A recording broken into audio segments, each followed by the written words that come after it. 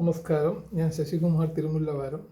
ഇത് എൻ്റെ 188ാമത്തെ എപ്പിസോഡാണ്.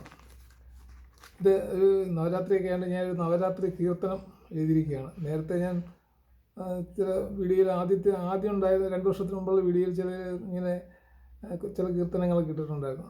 അപ്പോൾ അത് കഴിഞ്ഞ് ഇപ്പോഴായി ഒരു കീർത്തനം എഴുതാനുള്ളൊരു സാവകാശം കിട്ടിയത്. അപ്പോൾ എൻ്റെ പേര് നവരാത്രി കീർത്തനം എന്നാണ്. നവരാത്രി കീർത്തനം അത് വിശദമായിട്ട് ഈ നവരാത്രികളിലെ ഓരോ ഭാവങ്ങളിലും ഓരോ ദിവസവും ഏതൊക്കെ ഭാവങ്ങളിലാണെന്നുള്ളതിനെപ്പറ്റി വിശദമായിട്ട് ഞാൻ ഇതിനകത്ത് ഈ കീർത്തനത്തിൽ പറയുന്നുണ്ട്. കീർത്തനം 19 വരിയാണ്, 19 വരികളാണ്. അപ്പം ഞാൻ തന്നെ ആ കീർത്തനം അങ്ങ് ആലപിക്കാമെന്ന് വിചാരിക്കുക. തുടക്കം ഇങ്ങനെയാണ്. ആദിപരാശക്തിയാം ശ്രീ പാർവതീ ദേവിക്ക് വന്ദനം. പ്രഥമദിനെ ഹസ്തങ്ങളിൽ ശൂലവും പത്മവും ധരിക്കും. ഋഷഭാരൂഢയാം ശൈലപുത്രിക്ക് നമോവാകം.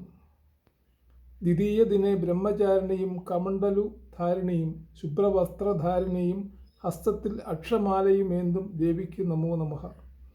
തൃതീയ ദിനെ ചന്ദ്രകലാധാരിയും ഹസ്തങ്ങളിൽ പത്മം, ധനുസ്, ബാണം, കമണ്ഡലു, ഖഡ്ഗം, ഗദ, ശൂലം ഇവകൾ ധരിക്കും ചന്ദ്രഖണ്ഡേ നമോ നമഃ. ചതുർദിനെ കൂഷ്മാണ്ഡഭാവത്തിൽ അഷ്ടഭുജങ്ങളിൽ ധനുസ്, ബാണം, പത്മം, അമൃതകുംഭം, ചക്രം, ഗദ, ദിവ്യമാല ഇവ ധരിക്കും സിംഹാരൂഢസ്ഥയാം ദേവി നമഃ.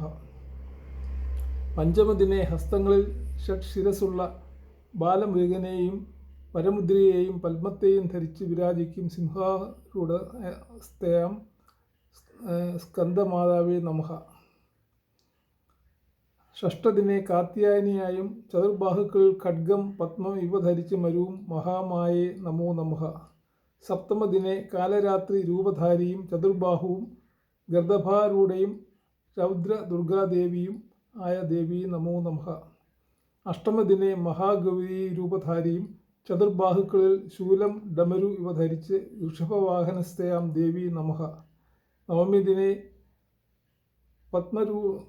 പത്മരൂഢസ്ഥയും ചതുർബാഹുക്കളിൽ ചക്രം, ഗദ, പത്മം ഇവയും ധരിക്കും സിദ്ധിദാത്രിയാം സരസ്വതി ദേവി നമോ നമഃ.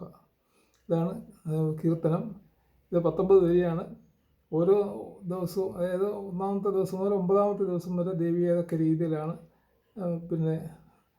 പ്രത്യക്ഷപ്പെടുന്നത് എന്നുള്ള രീതിയിലാണ് ഈ കീർത്തനം ഞാൻ എഴുതിയിരിക്കുന്നത്. നന്ദി, നമസ്കാരം.